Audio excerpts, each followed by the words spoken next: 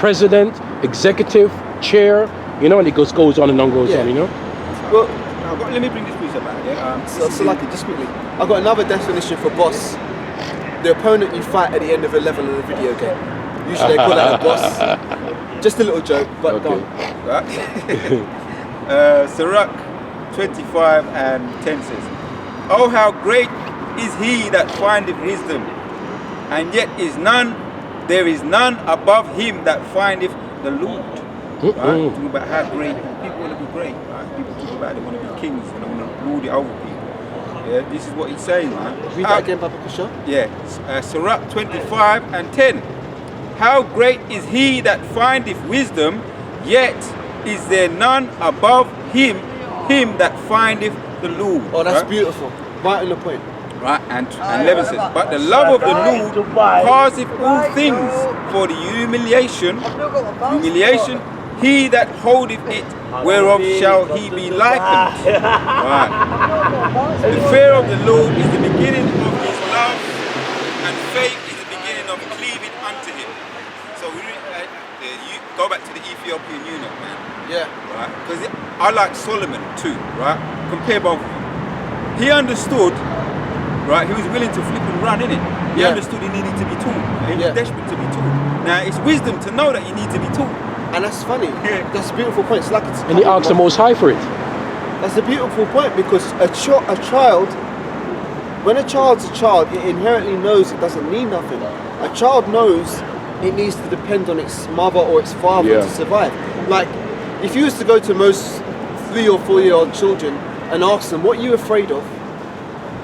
Oftentimes they're going to say one of two things. They're afraid of the dark, and they're afraid of being left somewhere, like getting lost.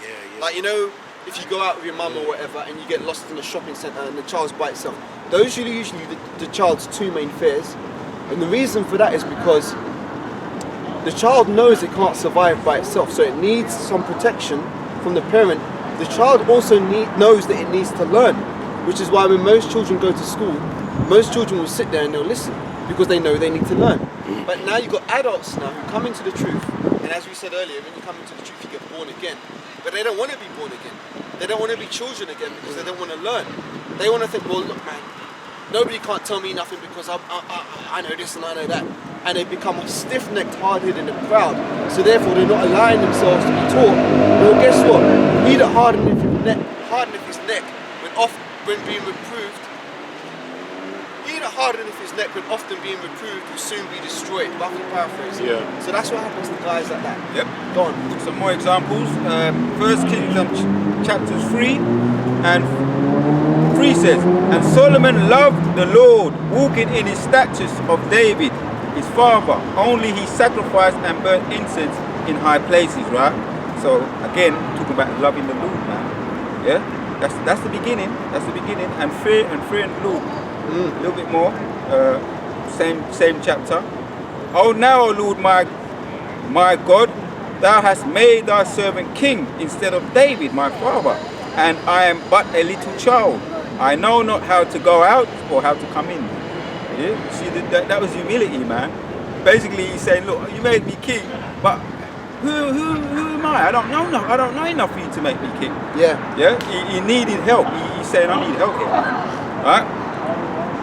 "I am but a little child. I know not how to go out or how to come in," man. Some people they think, oh yeah, give it to me. Give it to him. You understand? Give it to him like an eldership. Give it to him. I'm better than him. I know more than him. I've been the truth. No. Some person that used to be around. Yep. Right? And both of them actually. You know, I'm better at maths than him, and he might have been better at maths than me. You understand? He probably could flip and put me on my head about maths, but the most I didn't want him. That's why you got your ass kicked out. Oh, keep going. I'll bring out a piece of cuffs. Right? And 8 says, "And thy servant is in the midst of thy people, which thou hast chosen, a great people that cannot be numbered nor counted for multitude." Right? You say you liked. Oh, this is the one you liked, right? This is the one you say you liked. I like it too, right? We're going to get to the point in 9 says, "Give therefore thy servant an understanding heart to judge thy people, that I may discern between good and bad, for who is able to judge this thy so great a people?" Right, another thing, I'm going to go back to what I said about our elders, what I noticed, and I commended him. I said it more than once. The broad-minded person like that brother, but I knew of him, the elder we met on the 15th, yeah. I knew of him, but I didn't know him. Okay. And he was reading spirits. Yeah. Yeah. Now that's a quality that is necessary to be able to rule people. He's a good leader, yeah. To understand, like, I might say, right, I'm good at maths and I want you to do some mathematics, right? And I might look at him and say, yeah, he can handle it. I might look at him and say, no, I'm going to give you something. No, I'll give you some English. Yeah. You understand what I'm saying? I hear you, yeah. Understanding different spirits. Everybody ain't cut out for everything, man. Yeah, but that's called management, isn't it? Not everybody has the management skills. A natural leader, because I've been in the Christian church, and even somebody he knows. You got people that drive. They drive the sheep, right? Get out a whip and fucking drive them, right? I got this from English people, right? Because I was learning some things in there. Drive them, right? Which means that you're a slave master. You got your whip out, and they're there, and you're beating them to go forward, or lead them. A leader, yeah. You understand? You're leading them. You're making mistakes. You're saying, oh, you know, by example, and they say that's the best way to teach. Trust me, he knows some shit. Yeah. So let's go jump down now to the point where there's a little bit of meat here, right? First Kings, Solomon just jumping down to 22, and then right, start at 9. It says, and this woman's child died. There's quite a bit there. And it came to pass in the third, after that I was delivered, that this woman was delivered also, and we together, there was no stranger with us in the house, save we do in this house. And this woman's child died in the night because she overlaid it. Yeah. Right? We're talking about wisdom, right? Let's jump down to the point, right? Just jump down straight to the point. And the whole chapter of 3 is good, of First Kings. The whole chapter of 3 is good. And the other woman said, nay, but the living is my son, and the dead is thy son. And this said, no, but the dead is thy son, and the living is my son. Thus they spoke before the king. You got something to say? Just briefly, that shows you, the scripture says all wickedness is but little to the wickedness of a woman. This little account in the scriptures will show you how wicked a woman can be. Yeah. And it says in 23, it says, then said the king, the one saith, this is my son, that the living, and the other saith, the dead is the dead. And the other saith, nay, but the son is the dead, and my son is the living. And the king said, bring me a sword, and I brought the sword, right? This is King Solomon, you know. Brought the sword before the king. And the king said, divide the living child in two, and give half to one, half one of the other half to the other, right? Then they spoke the woman whose the living child was unto the king, for her bowels yearned in between her. Her bowels yearned upon her son, and she said, oh my lord, give her the living child, and in no wise slay it. But the other said, let it be neither mine nor thine, but divide it.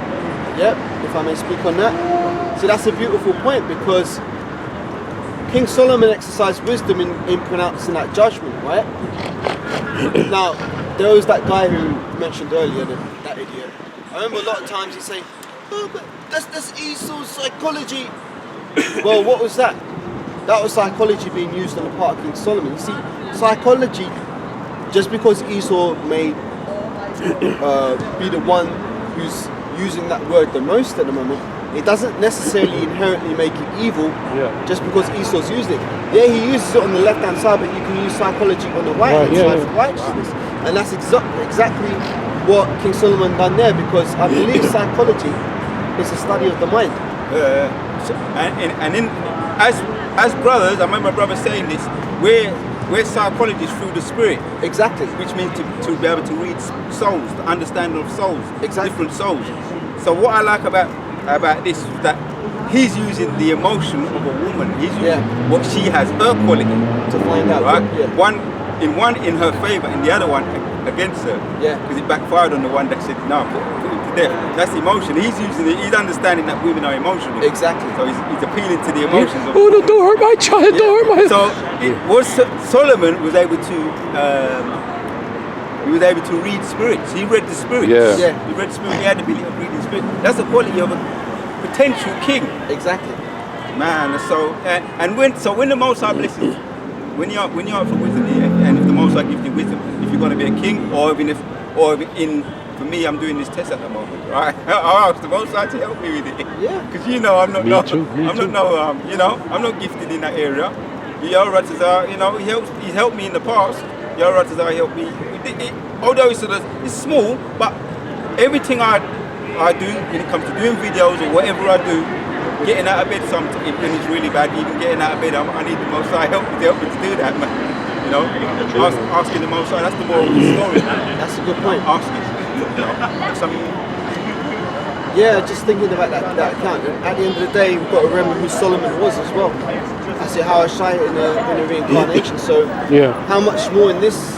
Because we were speaking earlier about how Yahushua suffered a lot of the things that we go through. So he has this kind of like a empathetic air to our situation. So if you could judge them situations before when he was Solomon, how much more now when he's all power is given unto him in heaven and in earth. Actually, let me get that, Matthew 28. And think about that, for Yahushua to receive that honor, that all power is given unto him, he must be worthy. And that's another thing that guys don't understand. You need to be worthy, man. It's not just because you want to exalt yourself. Yeah, or you might be gifted in that area. Yeah. You might even excel in like you excel in reading, but you got brothers that really excel in reading, but they're not fucking readers. They're not. The Most High ain't called them to read. You got top readers, in the school of Oxford and Cambridge and stuff like that. Top so-called academics. Most High ain't called them, man. It's a precept. I can get that. Yeah. Right. This is Matthew 28 and 18. And Yahushua came and spake unto them, saying, all power is given unto me in heaven and in earth. Now, was Yahushua saying that because he was exalting himself? No, he humbled himself. He went on the cross. And that was the blessing that was bestowed on him by Yahweh, that all power should be given unto the Son, and all judgment in heaven and earth. So that you can't make yourself something that you're not, man. Likewise, the scriptures say, promotion cometh neither from the east nor from the west, but promotion cometh from the Most High. And the scriptures also say, actually, I'm not going to roughly paraphrase these ones. I want to get these ones right on point. Right. Yeah. Nearly, yeah. Okay. Which one? Over this one? Yeah. Good. Yeah.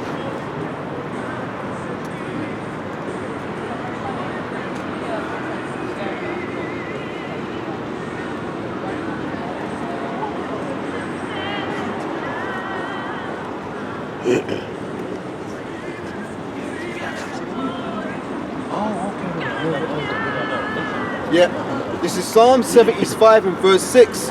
For promotion cometh neither from the east, nor from the west, nor from the south, but the Most High God is the judge, and he putteth down one and setteth up another. So I mean, if you know a scripture like that, you come into the truth of the right mind if you hearken unto these words. But a lot of guys don't want to come in the right mind. They've got this mindset that they can make themselves somebody by using this truth as a springboard to promote themselves. But they're coming into it with the wrong spirit and the wrong mindset, and that's never going to work. Yeah. 1 Corinthians, get the dust off this one. 1 Corinthians chapters 1 and verse 26 says, for ye see your calling, brethren, how that not many wise men after the flesh, nor many mighty, nor many nobles are called. I remember even the brother was talking about Elder Yeshua. The brother put in the chat. That we might be prepared or need to be prepared for combat, yeah, if necessary, right? If someone, for the battle, isn't it? Yeah, like he's talking both of the elders, Elder Apostle Rakar and Elder Apostle and Elder Yeshuamba, right? They're saying when that guy, someone got pushed in it. Yeah, you saw that thing someone put it in the one of the social media, one of the camps. It's not of GMS, but someone pushed him over. No, I didn't see that, but I saw the one where the woman pulled out a screwdriver. Right, there's that one, and there's one where, Sitting up, innit? and basically, Elder Possible Cast Spirit kind of feel that he was riled up about that. He's saying, when a man coming up and rolling up against you, if you saw the video, and getting a bit too close, have your stance right. Yeah, so you don't get pushed Just over. even at least have your stance right. By rights, he's not supposed to come up to you anyway, because that's why when we were down in Seven Sisters, there was always things really popping off. Because I always knew, because of my training, I always knew, listen man, if you get a man too nervous, the man might do anything. He can do anything if he's too close to you. Yeah, and a bouncer will tell you this. A bouncer, a proper bouncer who works in the pub and all that, right, will tell you that if you're gonna corner anybody, give them space to run. Yes, don't make them fight. Like and you're talking about a fucking big bouncers, real fucking tough guys. They know you can't put man back against the wall too much. Yeah. Because that man's good. His survival kicks in. So don't. Like, I say this to some brothers. I say, look, man, choose your battles. Man. I'm talking from what I knew from trial and error. Choose your battles. Some people you just don't fuck with them. You understand? Not to say that you're a coward, but there's some people. If you're not willing to take it there, don't fucking do it. Strive not with a mighty man. Right. So this is what he's talking about. So let me carry on reading. Because I feel like I'm getting a bit riled up, like, man, myself. Because it's quite dangerous, right? Yeah, but God chosen the foolish. Right, let's go back.